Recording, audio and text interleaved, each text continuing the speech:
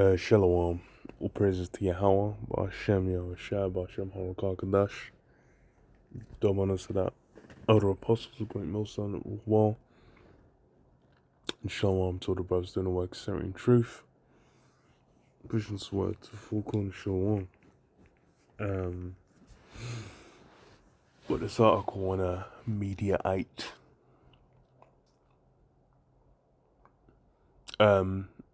It says what? Moody's chief Mark Zandi tells CNN Trump is tanking rip-roaring economy he inherited, headed for recession by design. And yeah, it seems, more or less, since Trump's come in, he's basically diverted the focus of the whole country, really. In what's it called, man? The focus of the whole country in what's it called? In America and the economy, especially. It's like militarily and the economy. Those are the two big ones. Even socially, just generally. And you know, he said recession by design, and just made me meditate and think, yeah, it's he's basically come in with an agenda, with a job to do, with a place to kind of get the country prepped for. And really the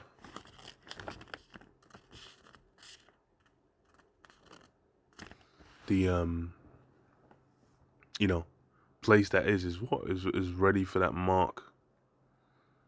Which that means that, the economy as it is gonna have to be pushed to where the general populace is gonna be like, yo, now fuck that, we must needs have some form of salvation, some soothing balm.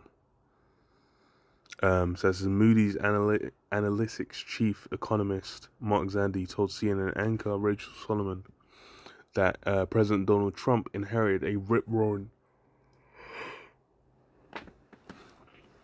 economy, and he's now on course to take it into a recession by design. The economy has been roiled as fears fueled by Trump's repeated refusal to rule out the possibility of an impending recession, and policies like his whiplash tariff war and mass deportations have created uncertainty and created the stock market. And yeah, it's having shocks in finance, and then as well it's the same thing over here as well, because you basically had Labour, who they're meant to be the people's the people's champion over here in the UK.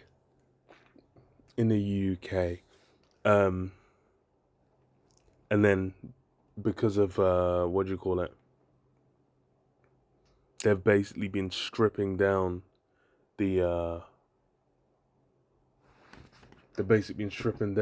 the social support barriers. So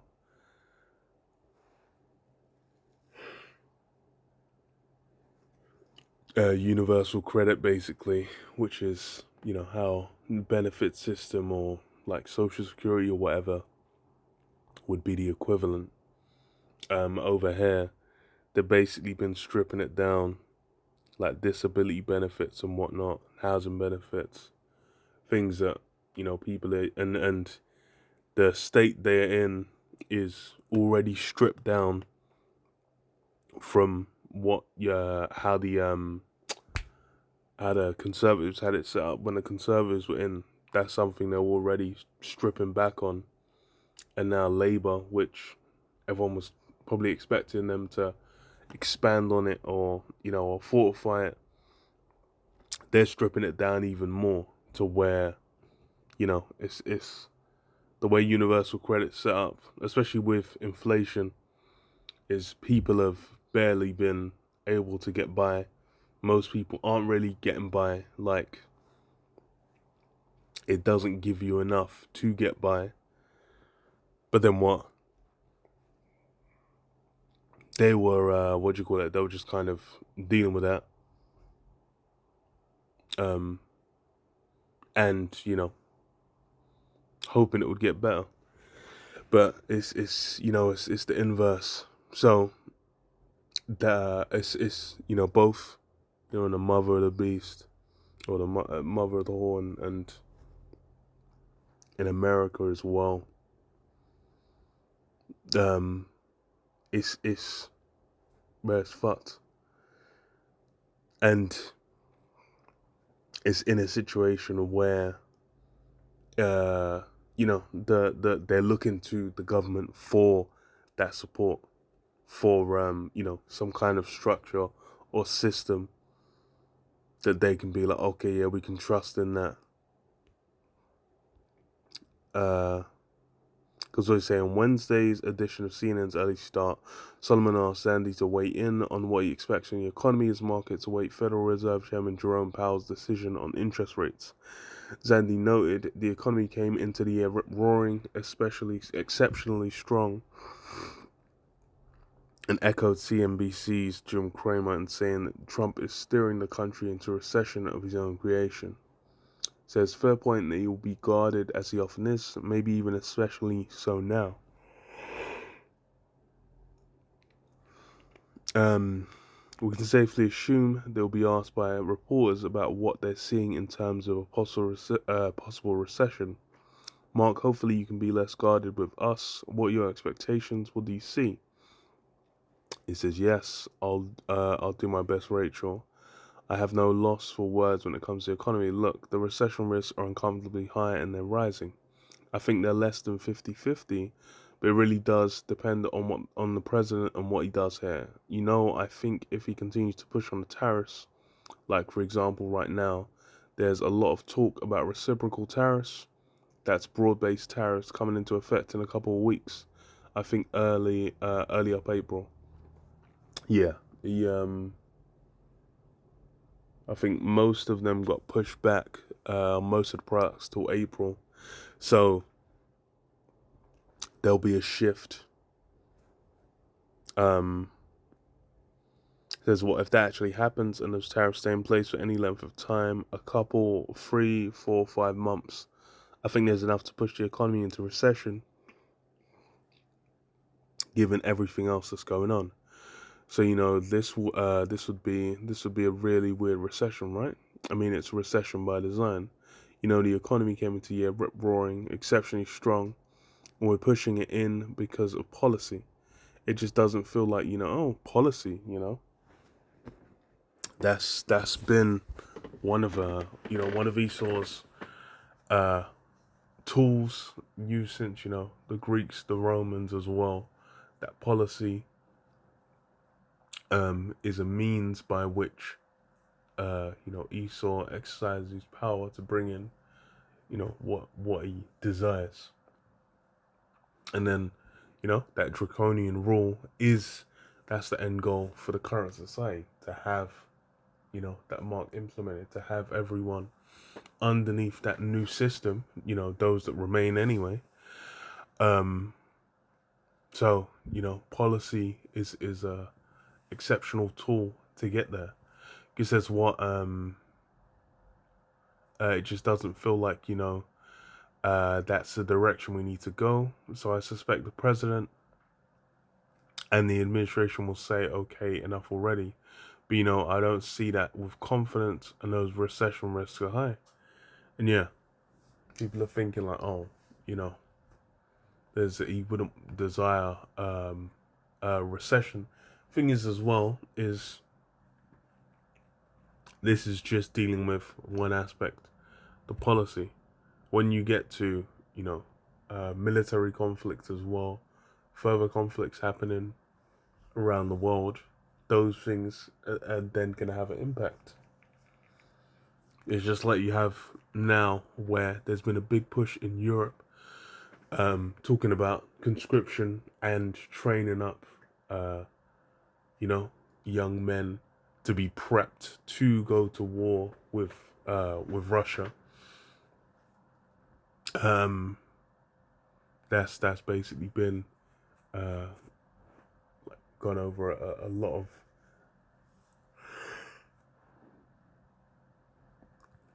nations on this side. Um, the economy can shift from a focus on what do you call it, social aid or whatever, or you know, profit, business, money, the usual focuses, and then say like, okay, now it's a wartime economy, or in preparation of war, money's been diverted towards military spending, towards certain kinds of programs, and then when it comes to conscription as well, they usually have it where if you get when it's well, I think before it becomes like a draft, it would just be there'll be a bonus or a benefit to sign up, just like now. Like you sign up for the army over here in the UK, they'll pay for your in the UK, they'll pay for your what do you call it, education, and you'll get certain benefits in the short term, even if it's like the reserves, what reserves called the territorial army over here. So there'll be people that will do like I think it's 2 years you have to do in the territorial army, um, and then you'll get like uni etc. paid for. But then obviously it's like if the UK gets invaded, then you're called up to fight. I don't know if it's if it's overseas. I think it was originally it was didn't include overseas, but I think if I think it still can be, but yeah, they're just looking at from just with the current pieces on the table, and it's obviously everyone's talking like, oh, Russia and the US, they're buddy, they're best friends, so they're thinking, oh, the US isn't going to be involved in conflicts, but then it's specifically been mentioned like for the US, Trump said, boots on the ground in Gaza, and then but he took it back, but that guy can just he's built to just send a request, and then talking about Europe as well, different European countries. The UK was talking about going into Ukraine and certain places as well. So for the escalation of World War III, it then needs uh that Mark Pushman, and then that economy is being lined up for where people will be like, okay, they'll get pushed and squeezed to where they'll accept something. Second Nature 16:21 says, behold, victuals shall be so good cheap upon earth that they shall think themselves to be in good case, and even then shall evils grow upon the earth, sword, famine, and great confusion. And yeah, and he said, what did he say? It was a rip roaring economy. It was it was great.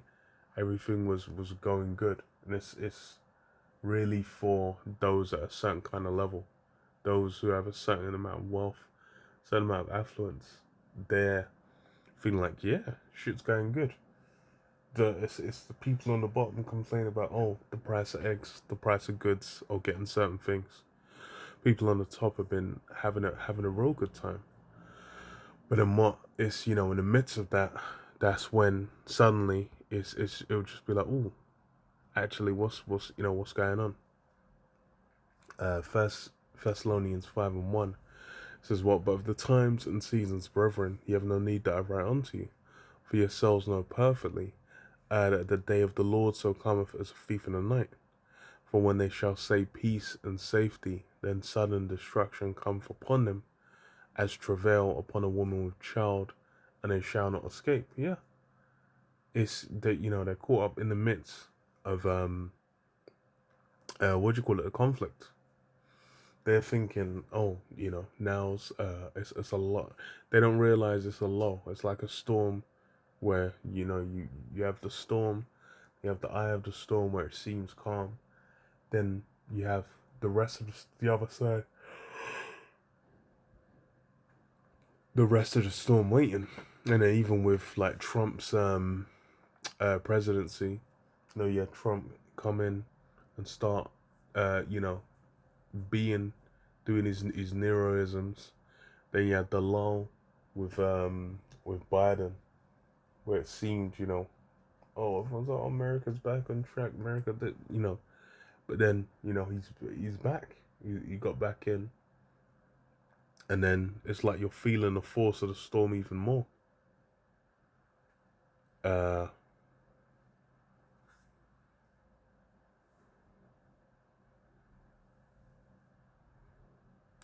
the travail and they shall not escape.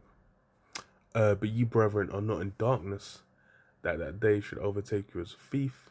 Ye are the children of the light and the children of the day. We are not of the night nor of darkness. Therefore let us not sleep, as do others, but let us watch and be sober. Yeah. So yeah, children of light and children of the day. We're basically aware of and see these things coming. These things are like, to the people in the world, that's where they're looking like, no, how could this be? But the reality of it is, where knowing prophecy, knowing what's to come, it's plain that things can't just continue as they are. And the thing is up until the end is what Matthew 24:38, as in the days when Noah were, they were eating and drinking, giving in marriage, up until, the door shut on the ark, man, right up until the end. So it's gonna be just like now. People will be able to get by. People will be able to live. People will be able to be at such ease. They can get married, they can feast, they can party.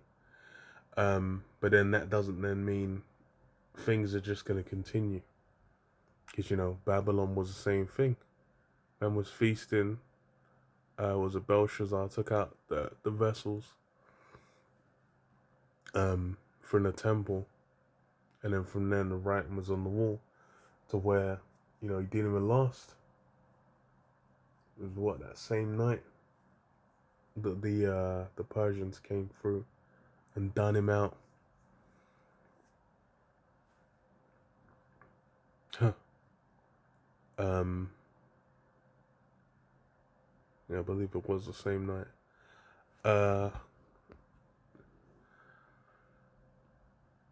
So Revelation 13:16, and he causeth all, both small and great, rich and poor, free and bond, to receive a mark in their right hand or in their foreheads, and that no man might buy or sell, save he that had the mark, or the name of the beast, or the number of his name. So yeah, that's where it needs to get to where anyone on any level is gonna be accepting it. Because why? They're essentially gonna desire to partake in the system, in this kingdom, up until it absolutely cannot be done. Up until the missiles drop, really. Because they're just like, nah, I must needs partake. I must needs be here.